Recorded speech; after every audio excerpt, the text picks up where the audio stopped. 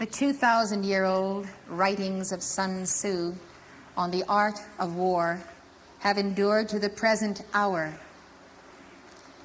They have become the handbook of Mao and other tacticians who understand the necessity of understanding strategy in peace and in war, the offensive and the defensive strategy. We are in a war. It is the war of Armageddon. It is not a skirmish. We have the daily battles within our world of the unconscious, of karma and personal momentums that we face on the path of discipleship. We have daily battles with those very forces that we find within, outplayed around us. And Jesus said, "Thine enemies shall be they of thine own household." And that is not limited to the family. It means the members within thyself. On a world scale, we see the multiplication of the belief in the lie of the human consciousness and its erroneous ways over and over again, so that the specters of war and mass hatred are embodied by large numbers and therefore more fearsome. So we see planetary dragons as planetary momentums of evil, and we find that in order to combat them, we must unite forces with those of the light who see and understand the danger, who know the enemy and who know the self. Our observation, that is, of the brothers in white, is that the strategy of peace and war must be understood. But if the individual have not discipleship as a leader or discipleship as a follower, he will not be able to implement these strategies. And therefore, to make use of the great teachings of Lord Confucius and Lord Lanto, we go back to the threefold flame of the heart, discipleship. For unless this flame be developed, one can be neither a trusted leader nor a trusted follower. All of us in this tent of the Lord, of the people Israel, desire to fall under one of these two categories. In truth, each one of us at given moments must be both. Sometimes we find ourselves the only one with a cool head that knows what to do with any number of people, life streams, livestock, that must be led to safety or in the right direction. And sometimes we recognize a leader greater than ourselves and we instantly follow. And thus those beneath us on the scale of hierarchy are the followers of the light of our hearts. Those above us become our leaders.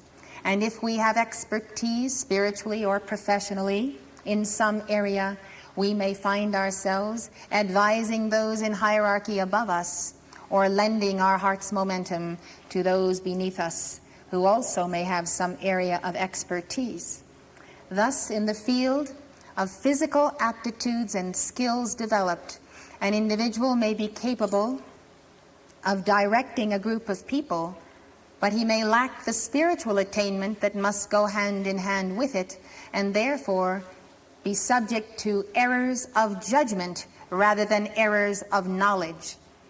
He may have perfect knowledge in his field, but he may not have a balanced threefold flame to exercise right judgment for a plan of action.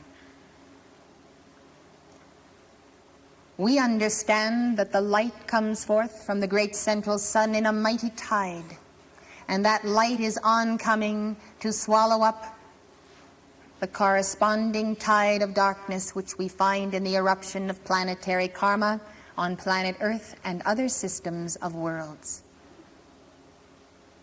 The juxtaposition of light and darkness must tell us that in the very movement of light, in the midst of light, there is the ensouling of light by the armies of Lord Maitreya, who figures in the book of Revelation as the Word, who is known as the faithful and true. Therefore he comes robed in white, and the saints robed in white are with him. Archangel Michael has his legions. Every hierarch of light has his legions. You ought to assume that your mighty I am presence and Christ's self has angels in the service of the cause of righteousness, and that when you take up the cause of righteousness, ministering angels will assist you by embodying an extraordinary light which, if placed all within your chakras, would be like the overloading of an electrical transformer. Thus God multiplies himself over and over again for the embodiment of that light which is intended to swallow up the darkness of Armageddon. That which is held within your chakras and within your heart is intended to be sufficient unto the karma that is also held in your being. But because we have allowed the dweller on the threshold to wax strong and become a beast, and then a dragon in our personal Armageddon, we find that the soul that has not fully united with Christ is not able to even deal with the carnal mind that resides in the temple and creates the warring in the members.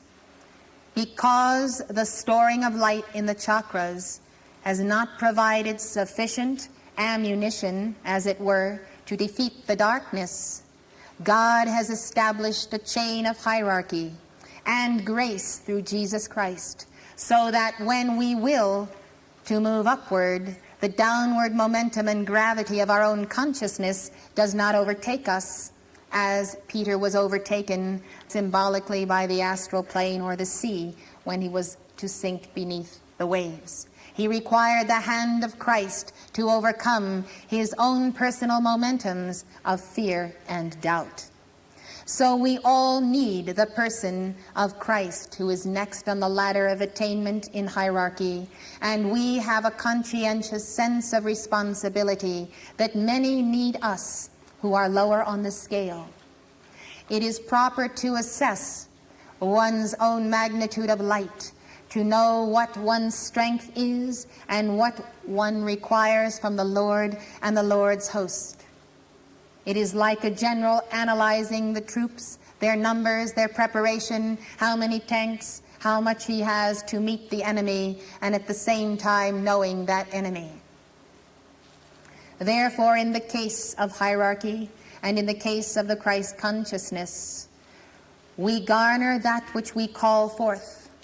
And when we meet an enemy within that seems all-consuming and all-powerful, as an ancient record of hatred, for instance, looms just above the threshold of consciousness as a great burden to our soul, perhaps causing even physical diseases, and we feel ill-equipped to handle this, we understand that the Antakarana, the cosmic web of life, the intricate weaving of hierarchy, has positioned within itself hierarchs of light, ascended masters, sons of God, who are always ready to lend that hand of support.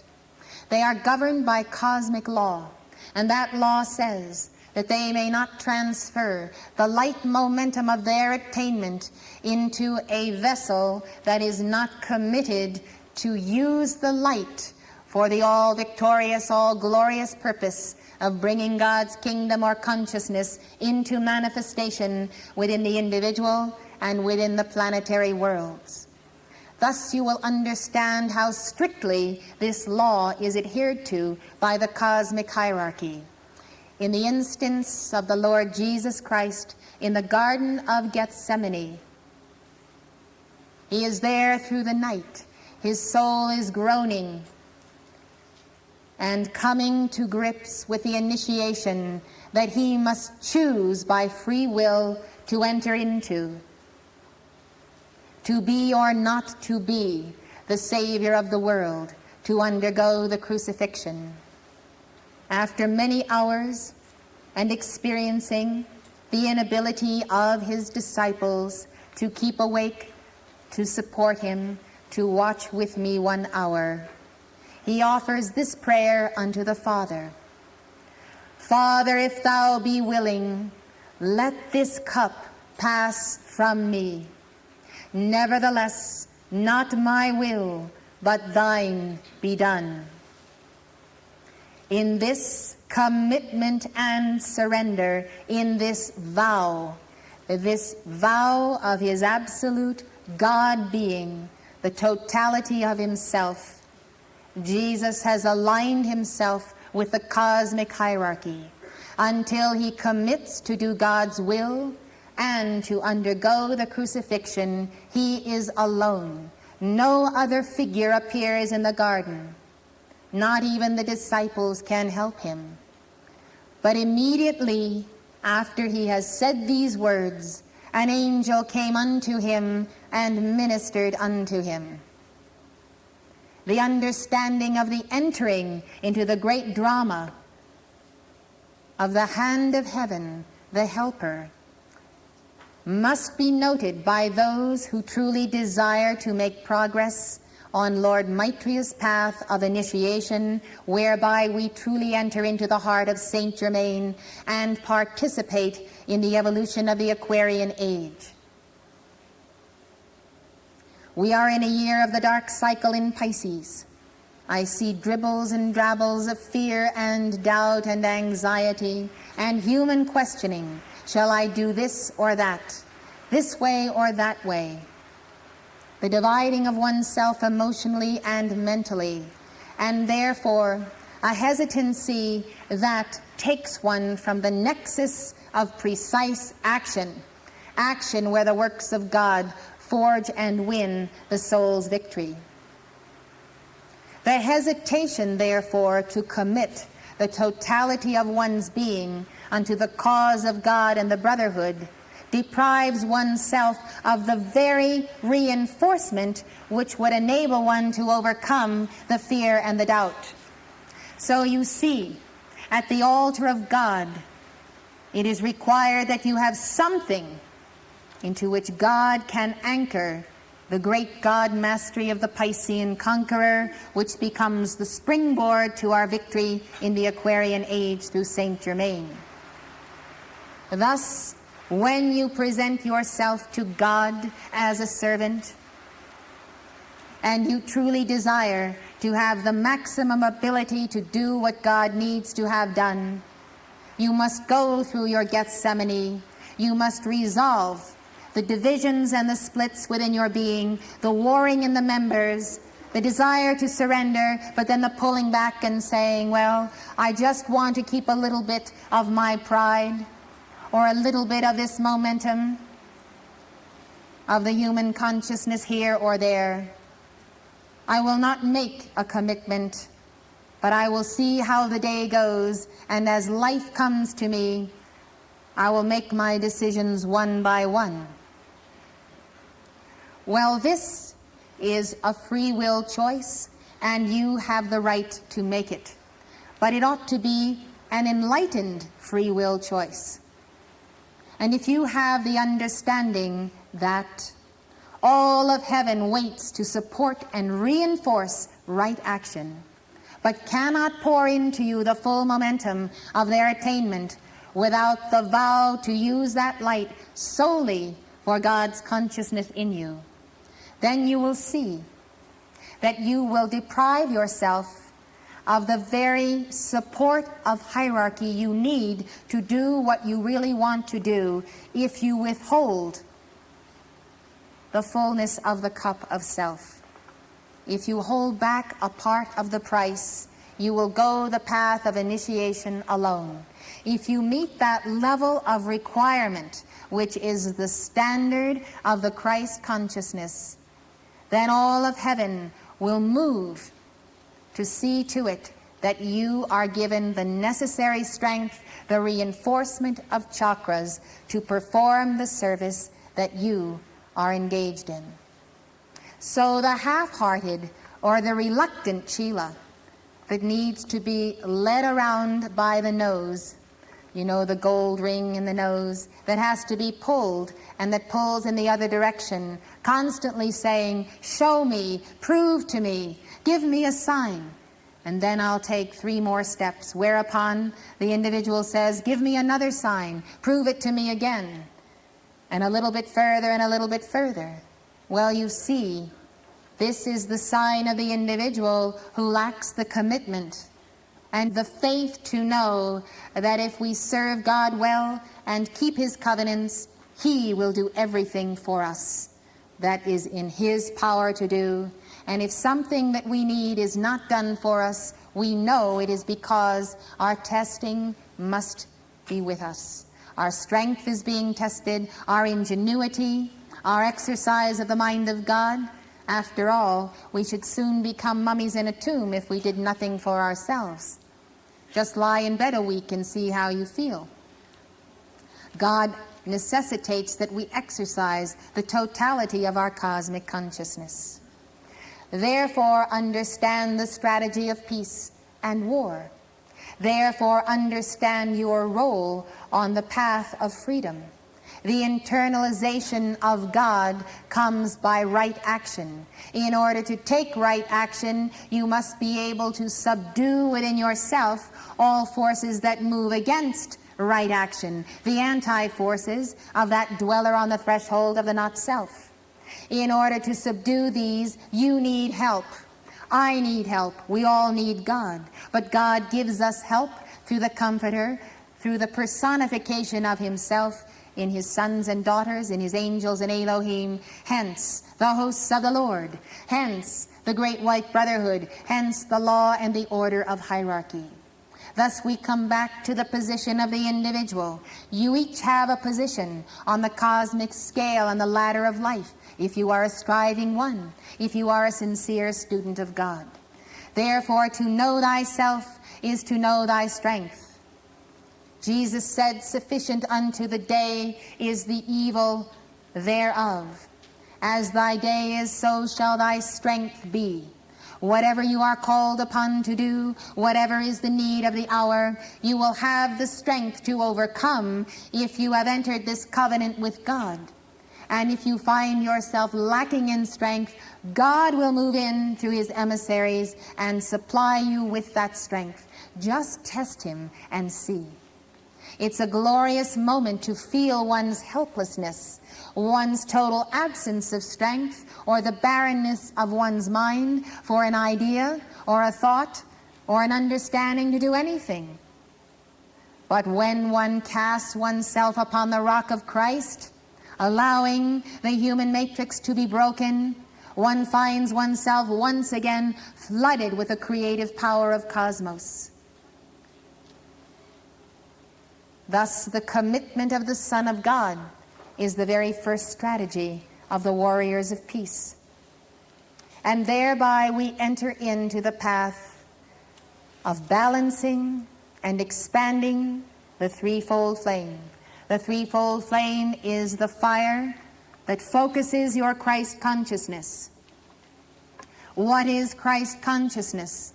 It is the awareness of the mind of God in Christ Jesus, in your holy Christ self, and it is anchored in your physical temple to the threefold flame that is sealed in the secret chamber of the heart. Thus the fire of love, the fire of wisdom, the fire of God's power is your ability to move, to think, to act, to defend, to overcome the subconscious of oneself and the planet, and to meet that same enemy in anyone who assails oneself. Forces embodied or disembodied.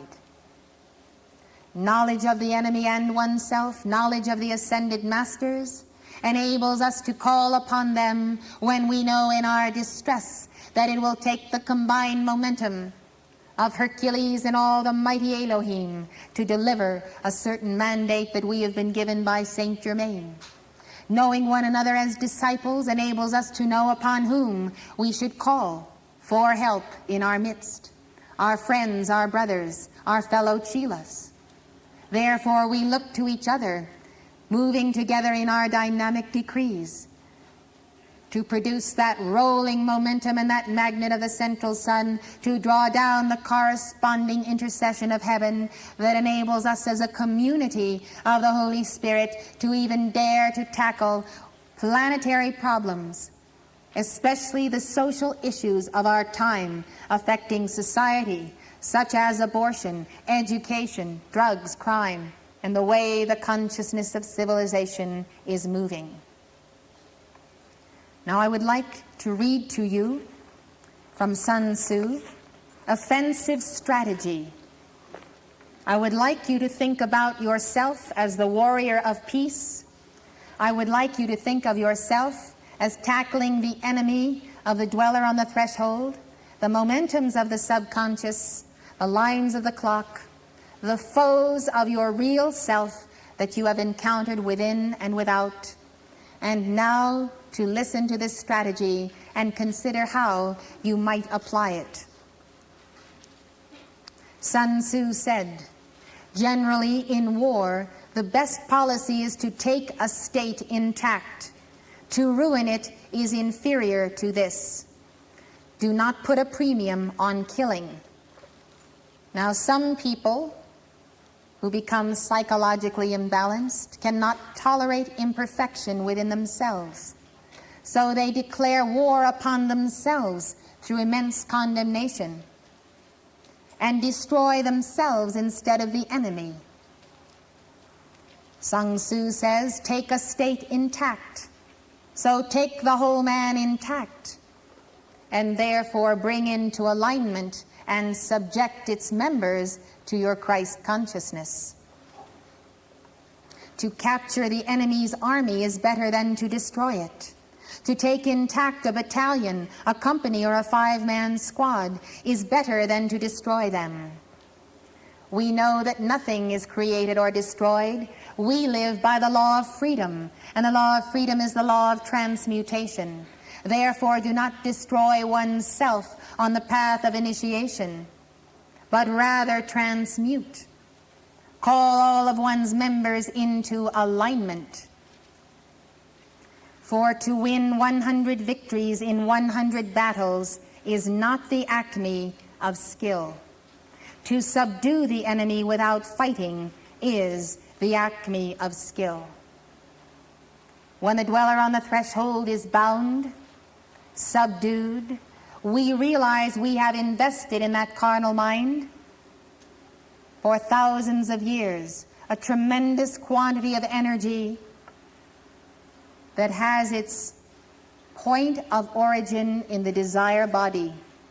A source of tremendous strength is invested in the synthetic self.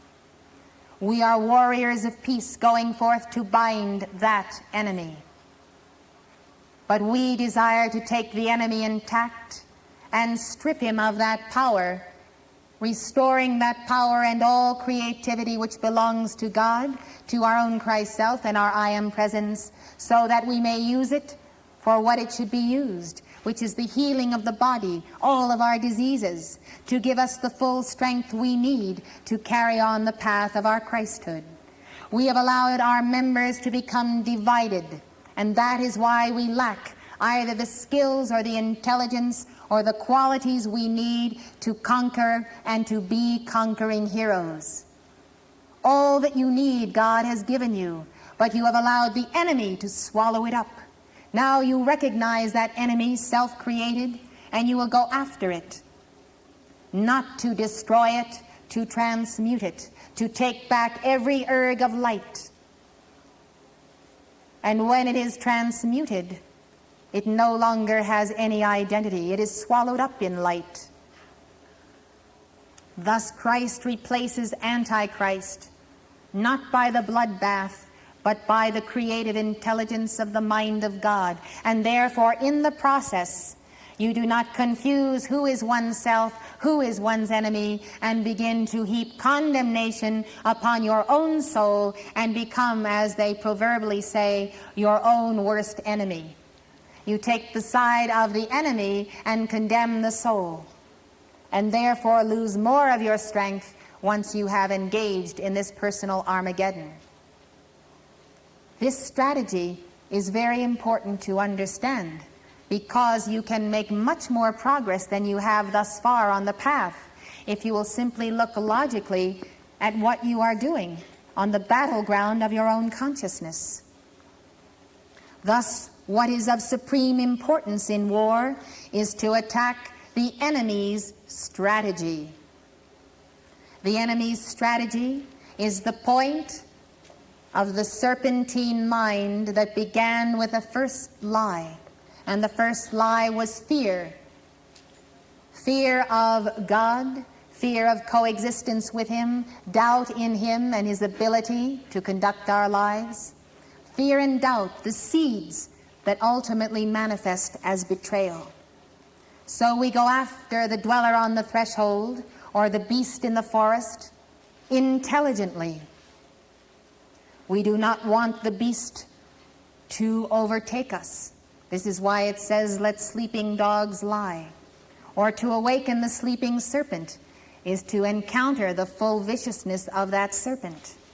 We're going after the point of strategy. The point of strategy, as David knew, is the point of cogitation and of vision. It is right here at the third eye, right at that point of the focalization of consciousness. That is the point of the origin of the enemy. That is the point where the enemy begins to have an identity apart from the mind of God. It is the misuse of the third eye chakra. It is the perversion of that chakra. The enemy's strategy is the enemy's logic. Serpent had a logic in the garden. Thus Mother Mary, the cosmic virgin, the mother of the world, comes to teach us what is the strategy of serpent, what is the strategy of the sons of God. If we understand his strategy, why he is speaking to us the way he is speaking to us, what is his objective, what is he trying to get from us, how is he trying to control us, we cannot in any way be defeated by that enemy. So when you look at an individual who embodies evil or the Antichrist, and you know the vibration is not good, and you know this is the consciousness of serpent, but then this serpent comes smiling and offers you an irresistible deal or a scheme to draw you into his economic arena, and then you say to yourself, in self-condemnation, I shouldn't be criticizing this person because obviously his intentions are good. See how he is smiling. See how he is nice to me. See how he is offering me the sun, the moon, and the stars. Why do I doubt him?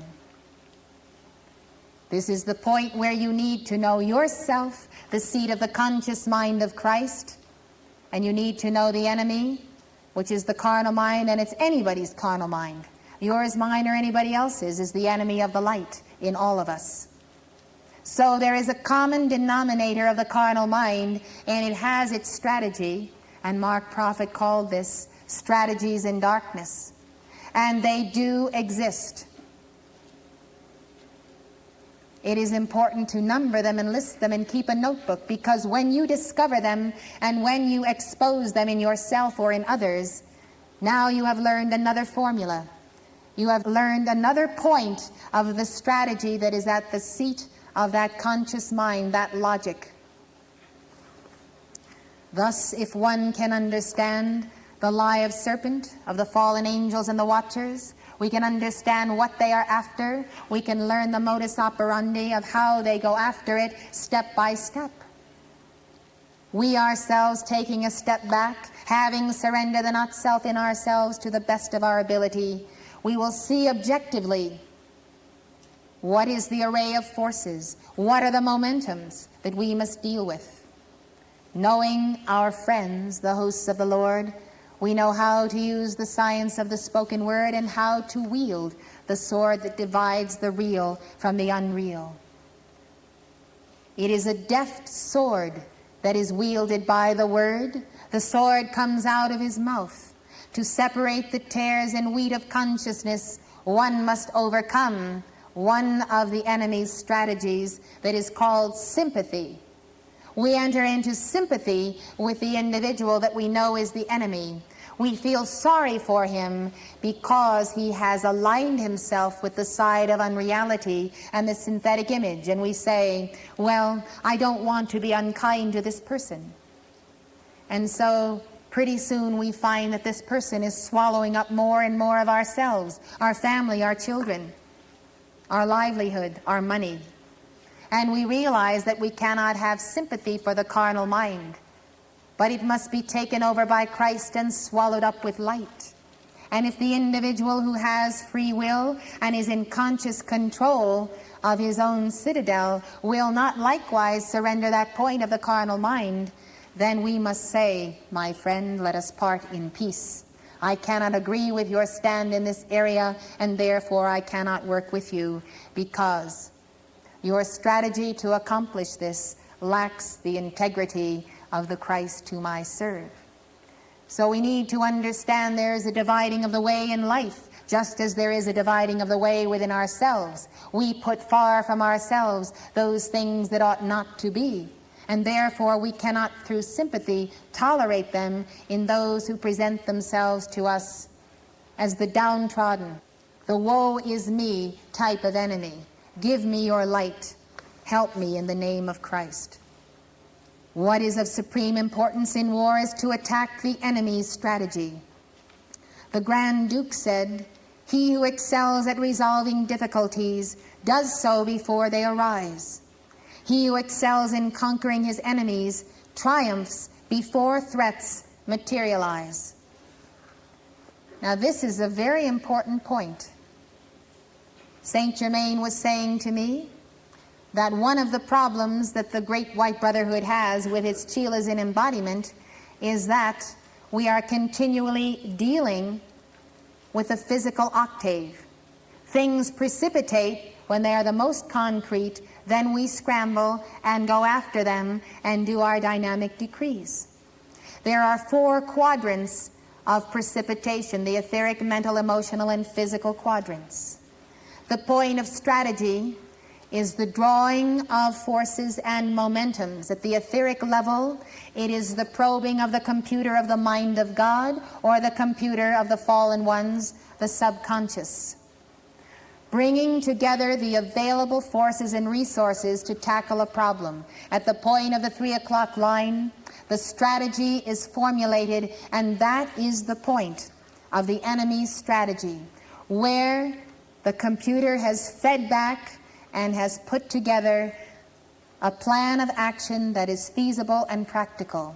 The point of the 3 o'clock line is the point of the planning and the reasoning and the moving together of one's forces based on the givens that are to be discovered in the memory bank of one's causal body, one's etheric body, and the planetary etheric body. What do we have to work with? When these are lined up, we formulate a strategy. So the point of strategy on the 3 o'clock line is the optimum moment to deal with the enemy. And therefore, in order to do so, one must trace oneself back through one's own physical manifestation, from the physical through the emotional body, back to the mental. One has to understand the logic of how plans come into being, and for this a knowledge of geometry, a knowledge of logic, of a theory or a hypothesis and the proving of it, a given premise and its conclusion.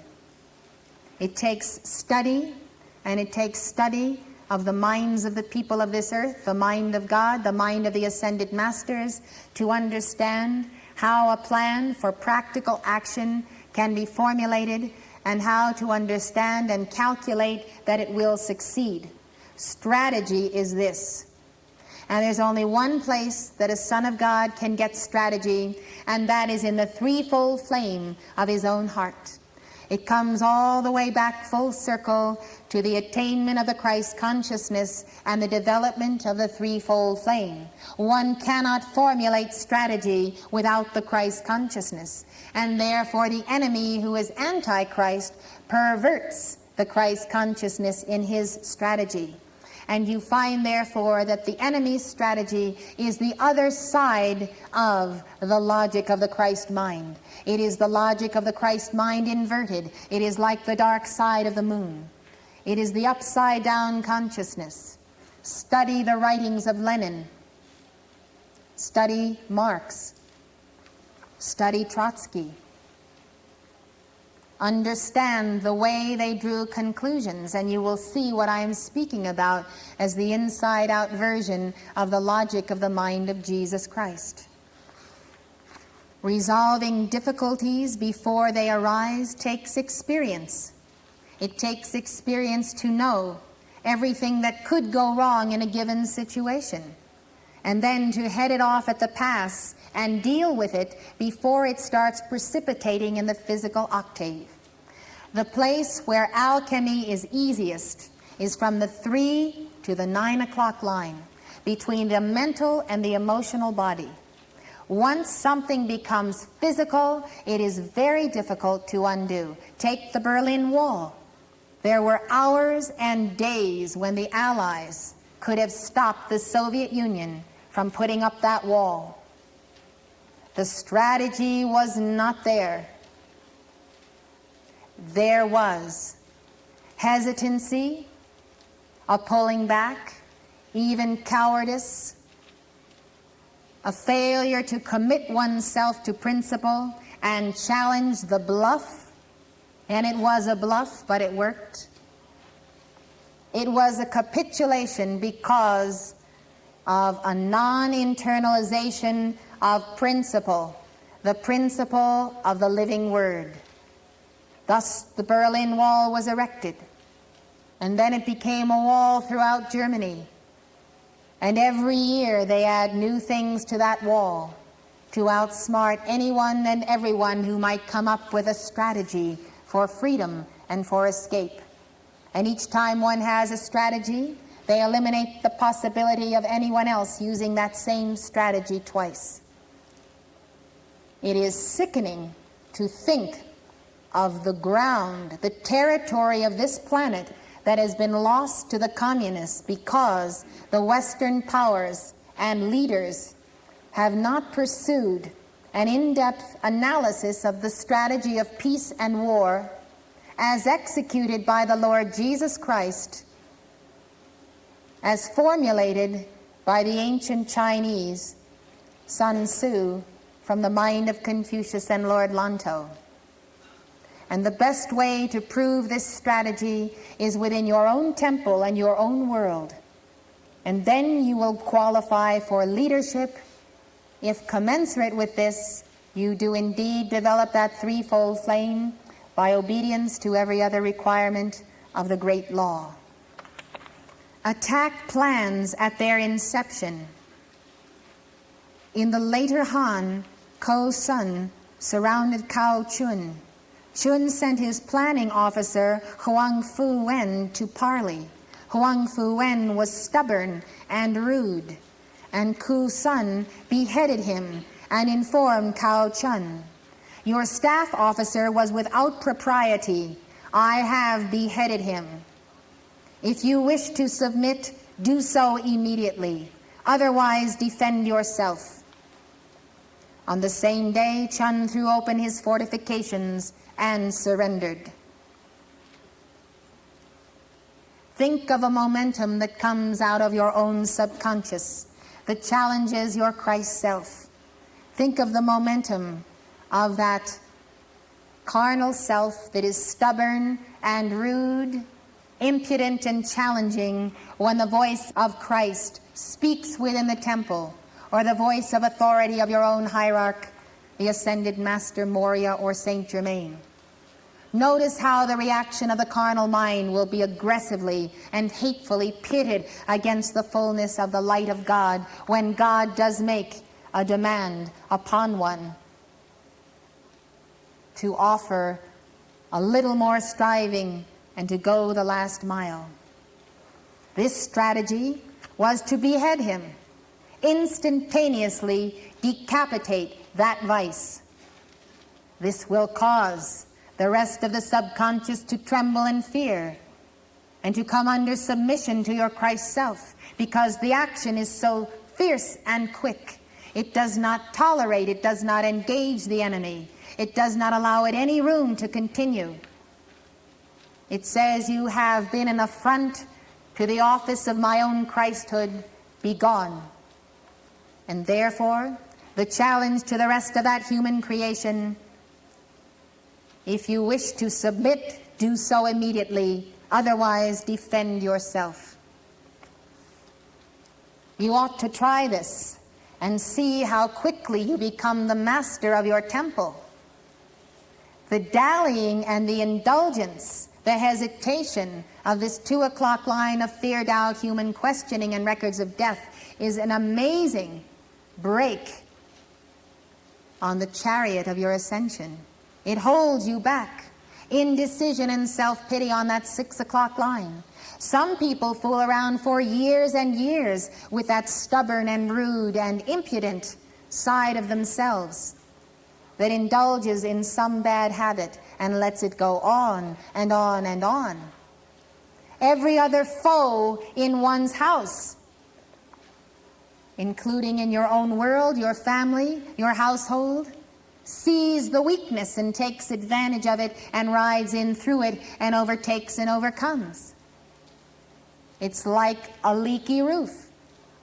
One leak in the structure of the law, and the whole law is compromised. Thus your children, which can be thought of as the offspring of your mind, do not respect you because you are not true to yourself. So you do not respect yourself. The enemy does not respect you. And you still fool around embodying over and over again, compromising that circle of identity.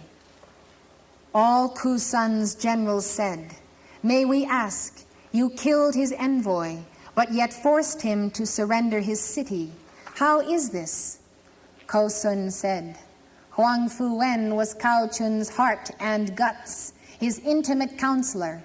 If I had spared Huang Fuwen's life, he would have accomplished his schemes. But when I killed him, Cao Chun lost his guts. It is said, the supreme excellence in war is to attack the enemy's plans." All the generals said, "This is beyond our comprehension." The key exponent of the planetary sinister force in you is your own carnal mind. The planetary momentums and the fallen ones are encouraged when you do not behead that carnal mind, the point of its strategy, the point of its logic. So when you find the one that is the key to the general's victory, he is the one that must be wiped out. This is the strategy of the warriors of peace. Now, what is the key to the overtaking of America? We know. Isn't it drugs, rock, abortion, manipulation of the economy? These personifications of consciousness that have become large still go back to one single point of the perversion of the third eye. We need to take our sling as David and hurl it at the very point of the strategy of the enemy. Yes, we have let it grow and become physical, until finally Bush said that he would take the entire military forces of this nation to move against drugs and to engage in the war on drugs. We have been saying that from the platform for at least 5 years. But the problem is, unless they spend enough money and give enough equipment and organize and have effective leadership of the Christ consciousness in those teams that are going out now to fight drugs, they will not win. And right now, our own Coast Guard in Miami is not equipped, not nearly as equipped as the drug dealers themselves.